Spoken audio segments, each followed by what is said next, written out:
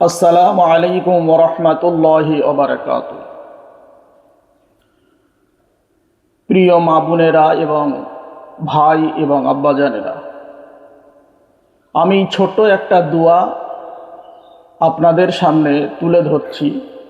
দোয়াটা এত পাওয়ারফুল, দোয়াটার এত গুণ, দোয়াটা পড়লে এমন এমন বিপদ থেকে আপনি বেঁচে যাবেন যে আপনি নিজেই অবাক হয়ে যাবেন যে এই দোয়া পড়লে এইসব হয়।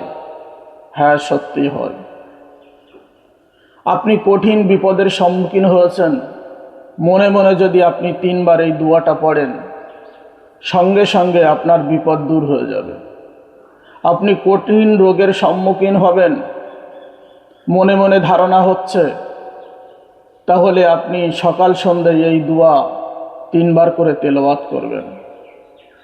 আপনি যদি মনে করেন যে আপনার বাড়ি কোনো বালা মুসিবত, আপনি ঘরে ওঠার পরে আপনি 2 থেকে 3 বার এই দোয়া পড়বেন, বাড়ির বালাও চলে যাবে। এক কথায় যত কঠিন রোগ আছে, যত কঠিন বিপদ আছে, বিপদের সম্মুখীন হওয়ার আগে আপনি যদি এই দোয়াটা তেলাওয়াত করেন, আল্লাহ রসুল বলছেন কঠিন রোগ কঠিন বিপদ থেকে আমার আল্লাহ তাকে হেফাজত করবে। দোয়াটা এত পাওয়ারফুল। তবে হ্যাঁ, এই দোয়া পড়তে গেলে আপনাকে 5 ওয়াক্ত নামাজি পরেজগার দিনদার হতে হবে। দোয়াটা কি আপনি শুনে রেখে দেবেন। যারা নামাজি ভাই ও বোনেরা আছেন, আম্মাজান ও আব্বাজান এরা আছেন, সকলেই চেষ্টা করবেন 5 ওয়াক্ত নামাজি হওয়া। 5 ওয়াক্ত নামাজের পরে যদি আপনি পড়ে আমল করতে পারেন, তাহলে এই দোয়াটা আপনার জন্য কার্যকারী হবে। দোয়াটা কি?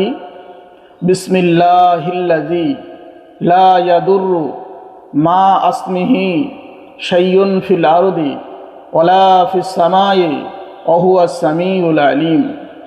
আবারও বলছি, বিসমিল্লাহিল্লাযী লা ইয়াদুররু মা আসমিহি শাইউন ফিল আরদি ওয়ালা ফিস সামাই ওয়া হুয়াস সামিউল আলিম।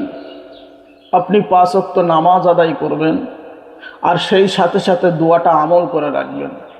আপনি যে কাজে ব্যবহার করবেন, সৎ কাজে, যে সৎ নিয়তে ব্যবহার করবেন, রাসূলুল্লাহ সাল্লাল্লাহু আলাইহি ওয়াসাল্লাম বলেছেন কঠিন বিপদ, কঠিন মুসিবত, আপনি চিন্তায় পড়েছেন, কি করবেন? আপনি দোয়া পড়েন, আল্লাহ পাক আপনাকে যে কোনোভাবে উপায় বার করে দেবে। শুধু তাই না, কঠিন রোগী দেখে যদি আপনি তার গায়ে ফু দেন, দেখবেন ওই রোগীটা আস্তে আস্তে সুস্থ হয়ে যাবে। কোনো জেনের আসর থাকলে তার গায়ে ফু দেবেন, আস্তে আস্তে জেন দূর হয়ে যাবে। কোনো মানুষ জাদু টোনা করেছে, যদি আপনি তার গায়ে ফু দেন, দেখবেন আস্তে আস্তে করে ওই জাদু টোনা কেটে যাবে। যাই বা হোক, সকলের কাছে অনুরোধ, আমরা 5 ওয়াক্ত নামাজ আদায় করব, সেই সাথে সাথে এই দোয়াটা আমল করব।